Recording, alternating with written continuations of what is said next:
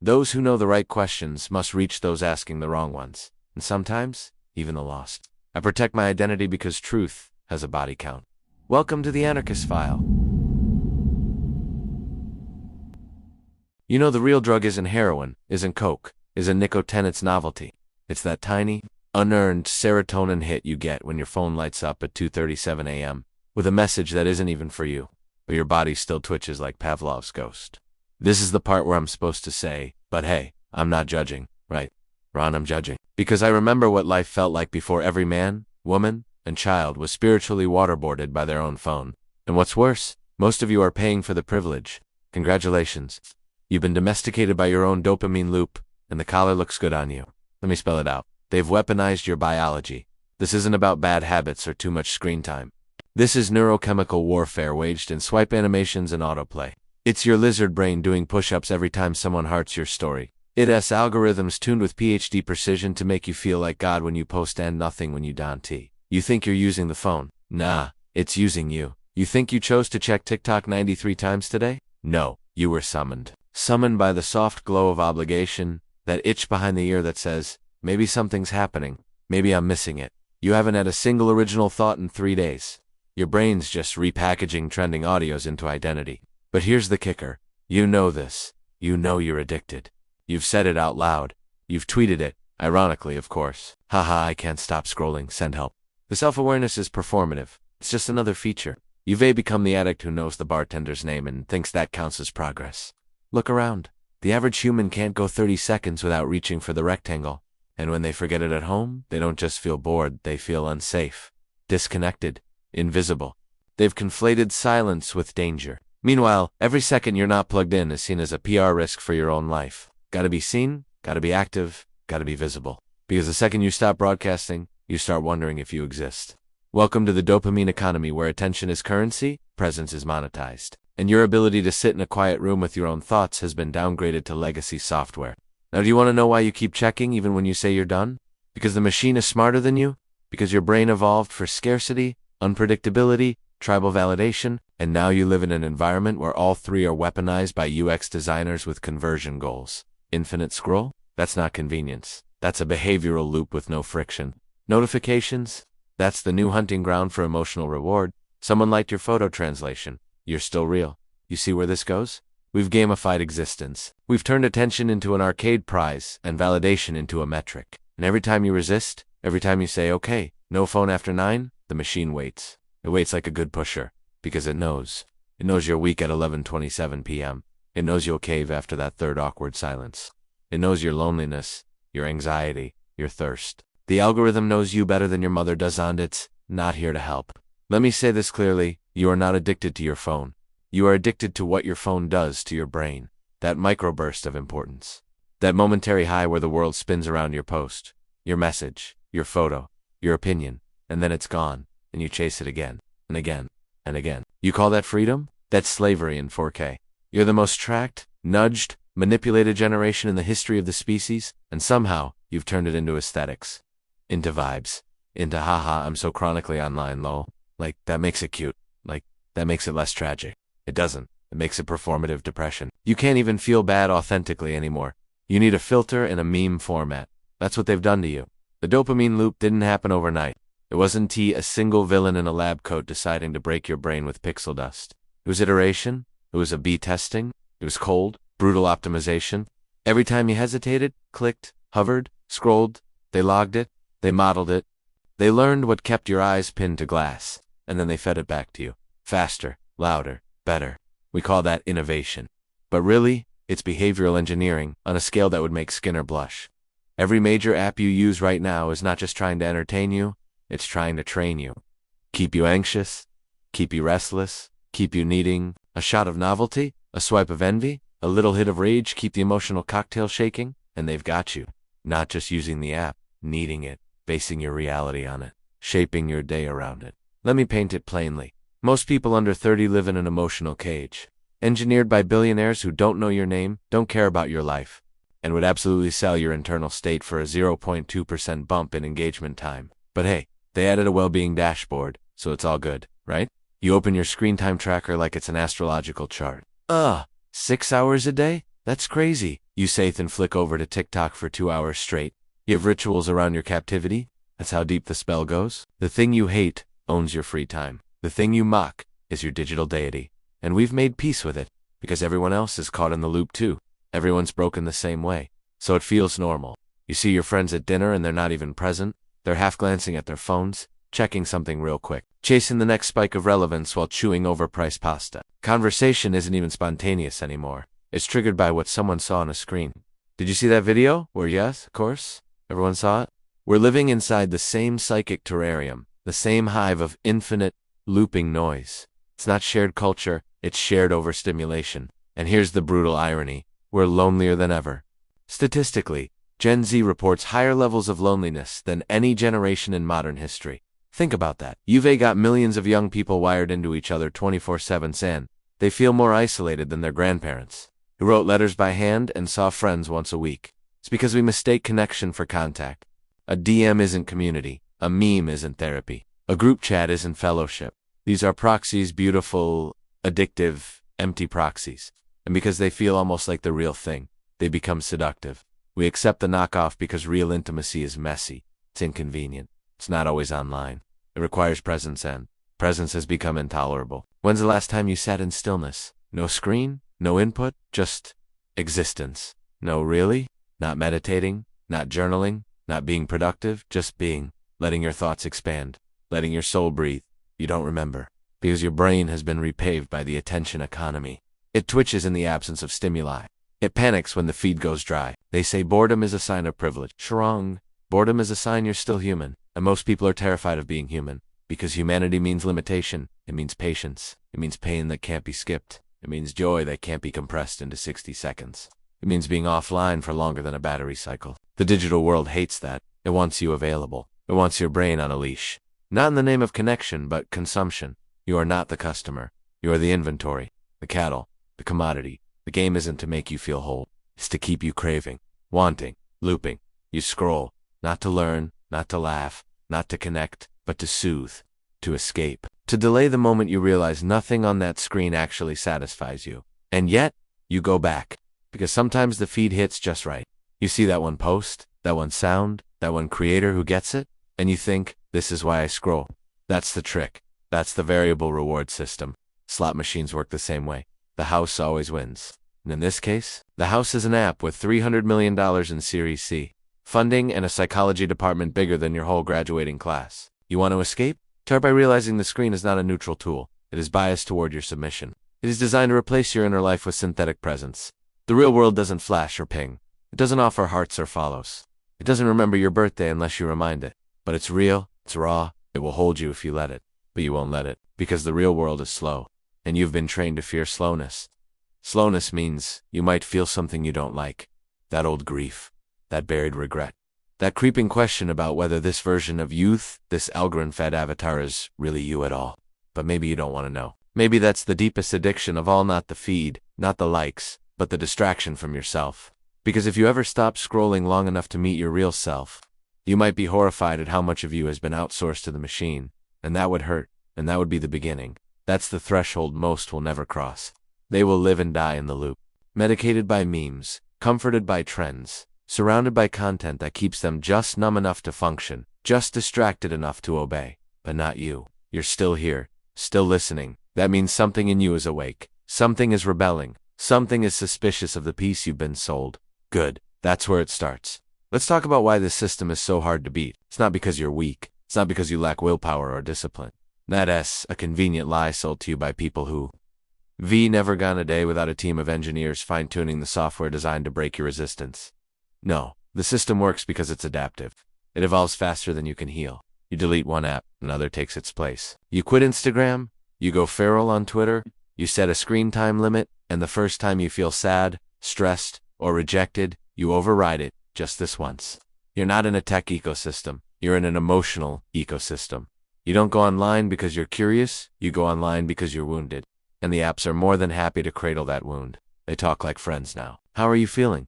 Need someone to talk to? Here's what's trending. Maybe it'll make you feel better? Like digital therapists that only accept your trauma if it generates ad impressions? Because here's the truth. Your suffering has been monetized.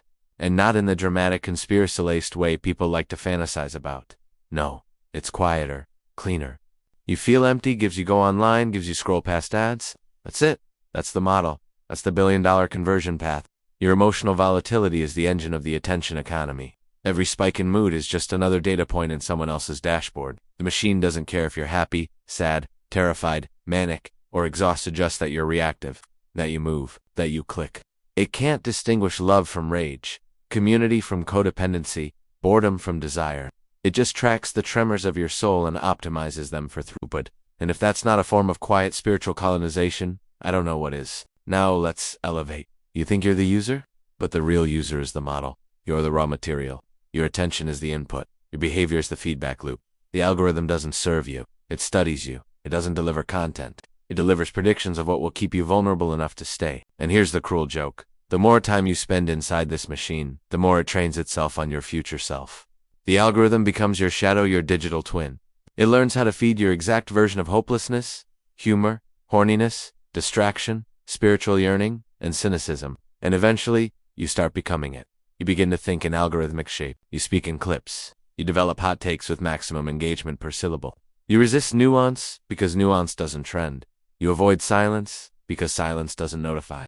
Your brain becomes allergic to slowness. Your soul confused by intimacy. Your body starved for touch that isn't flattened through a glass panel. This is not theoretical. This is now. This is happening.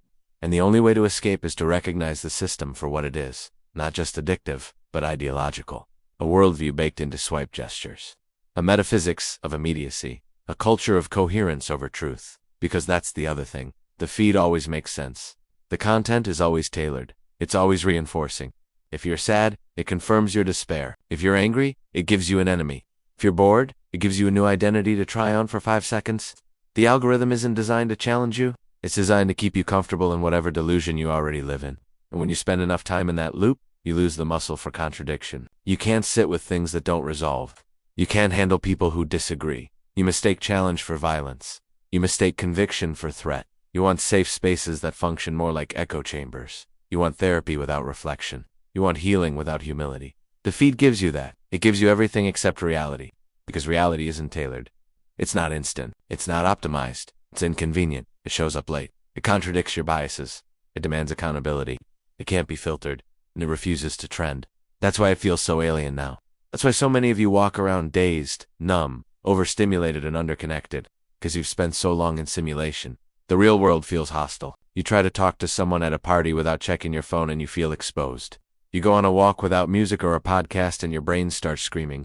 You sit with someone you love and don't know what to say because neither of you have an app to mediate your vulnerability. You are not failing. You've just been rewired. But wiring can be redone. Brains are plastic. Habits are reversible. Your soul is not a final draft.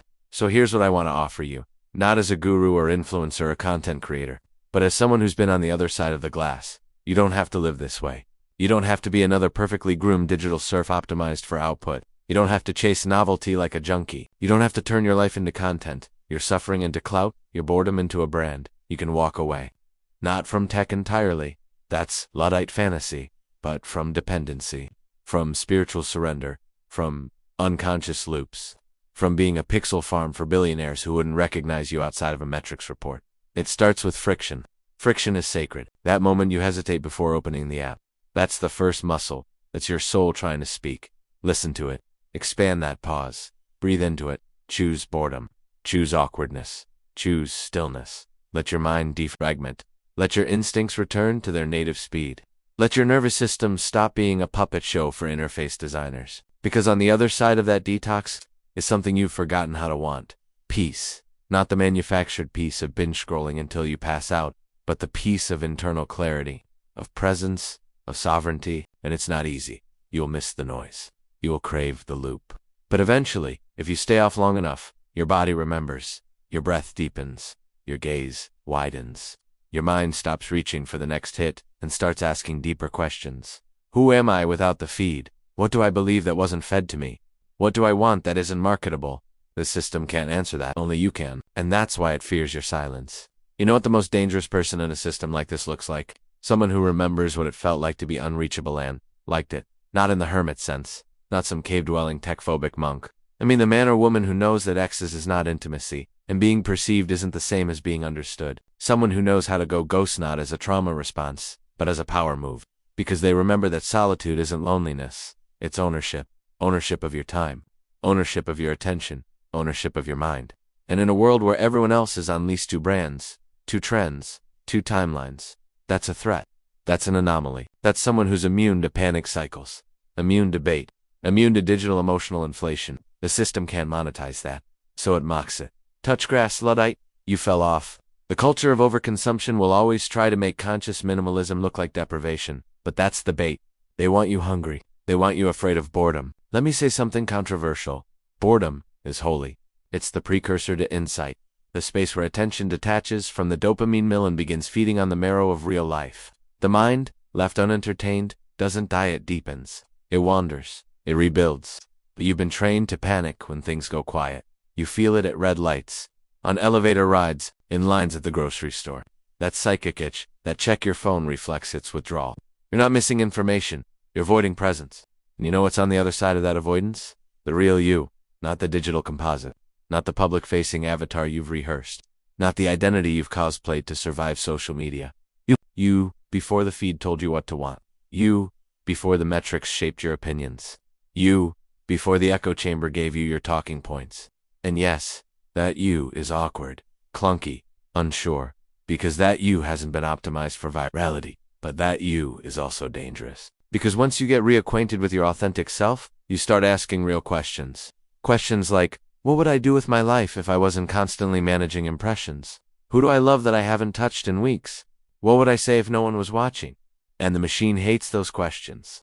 Because those questions can't be tracked. They can't be monetized. They produce no ad revenue. They generate no engagement. They're just yours. Private. Sacred. True. So here's the pivot. Let's talk strategy. Let's talk defection. I'm not interested in surface-level fixes. Turning off notifications is like wiping the windshield while the engine's on fire. You need a total reorientation, a reallocation of reverence. You need to stop treating your devices like extensions of your soul. Start small. Delete the app that makes you feel the ugliest version of yourself. You know the one. The one that turns your self-worth into a slot machine. That one goes first. Next, create offline rituals. I'm talking tactile, analog, inconvenient things that interrupt the digital trance. Morning walks, handwritten notes, books, dead trees with ink on them. The friction matters. It reconditions your neurons for patience. Then, build a temple. A time in your day where the phone doesn't enter. Not because you're trying to be noble, but because you're trying to remember who you are, how you think, what silence sounds like, and when the urge hits to replug, to just check one thing. Don't shame it. Observe it. Smile at it like a recovering addict watching their old dealer drive by. You're not above it, but you're beyond it. Because here's the truth. The world will not fall apart if you miss a meme. You won't die if you're not instantly reachable. You're not obligated to download every cultural update like your brain is some corporate server. You're allowed to be irrelevant. You're allowed to disappear. You're allowed to be free. And that's the real secret here. It was never about productivity, never about optimization. Those were just the disguises they used to sell you dependency. The real war has always been over sovereignty.